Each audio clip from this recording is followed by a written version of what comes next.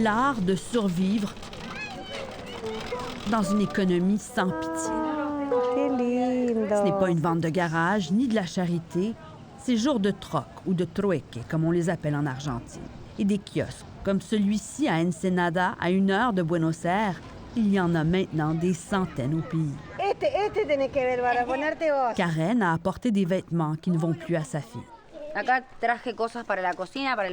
Andrea, des articles de cuisine. Elle espère les échanger pour de l'huile ou du sucre qu'elle n'a plus les moyens d'acheter au supermarché.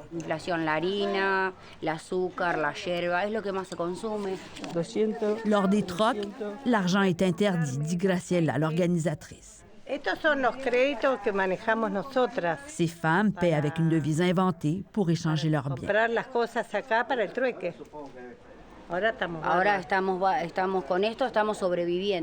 C'est comme ça qu'on se débrouille dans un pays où l'inflation est chronique, comme un sortilège sans fin.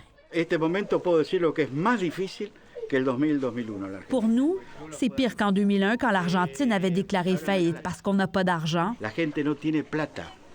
L'Argentine ne s'est jamais vraiment remise, mais les trocs avaient disparu. Aujourd'hui, ils sont plus populaires que jamais et indispensables pour contrer la hausse du coût de la vie. Une inflation qui a dépassé les 100 % en avril.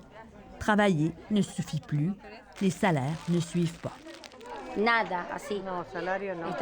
Andrea dit qu'elle vivait bien avant, comme infirmière pour des particuliers. Ces jours-ci, les patients ne peuvent lui offrir que 300 pesos de l'heure. C'est 1,50 $ le prix d'un café. Aller à l'épicerie est même devenu un périple des plus angoissants parce qu'on ne sait jamais à quoi s'attendre. Ça fait longtemps qu'elle a renoncé au bœuf, qui fait pourtant la fierté du peuple argentin. Elle achète des saucisses et encore. Donc la saucisse, elle a changé depuis 24 heures. Le prix était de 200 et là c'est 230. C'est comme ça tous les jours, c'est imprévisible et les gens ne peuvent pas planifier.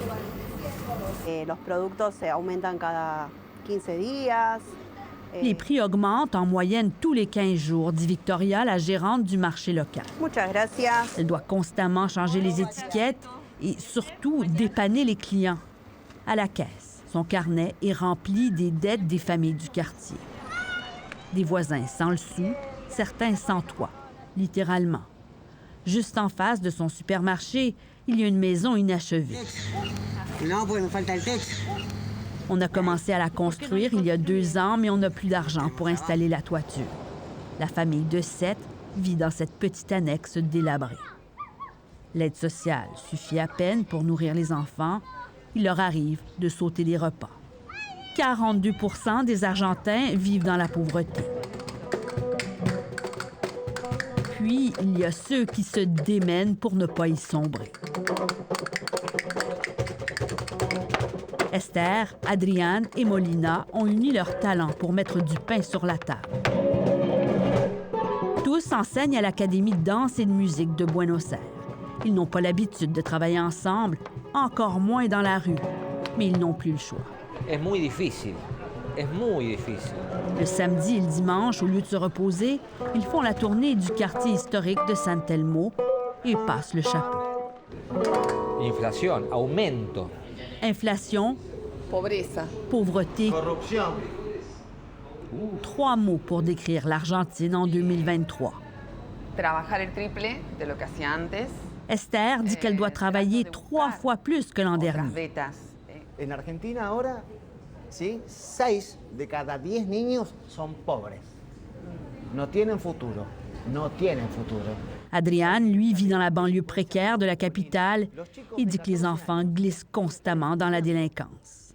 Porque no es solamente el problema de inflación en Argentina, la inseguridad, que te matan por un teléfono. Toc. À 6 mois des élections présidentielles, la rue ne décolère pas. Comment l'Argentine a pu en arriver là et peut-elle s'en sortir? Endetté, le gouvernement dépense au-dessus de ses moyens. Toutes les politiques budgétaires et monétaires ont échoué. Le peso dégringole au profit du dollar américain, qui est devenu la devise refuge pour ceux, évidemment, qui ont les moyens de s'en procurer. Les rues du centre-ville de Buenos Aires sont bourrées de changeurs illégaux qui défient le taux et la limite établie par le gouvernement. It's like the most famous asset for us. Joaquín Waldman est un économiste. Il a fait de l'inflation le sujet de son doctorat. Il prédit qu'à moins d'un plan draconien de stabilisation, l'économie ne s'en remettra pas.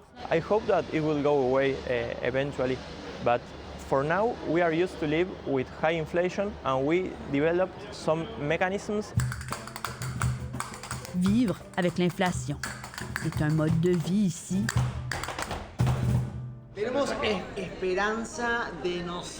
Et on ne peut que compter sur nous-mêmes, dit Adrián. Seulement sur nous-mêmes. La politique et le gouvernement n'offrent aucun esprit. Un pantalon pour du pain, un coussin pour de la farine, ces femmes tiennent le coup. Solidaires, la tête haute, résolues, mais pas vaincues. Pas encore.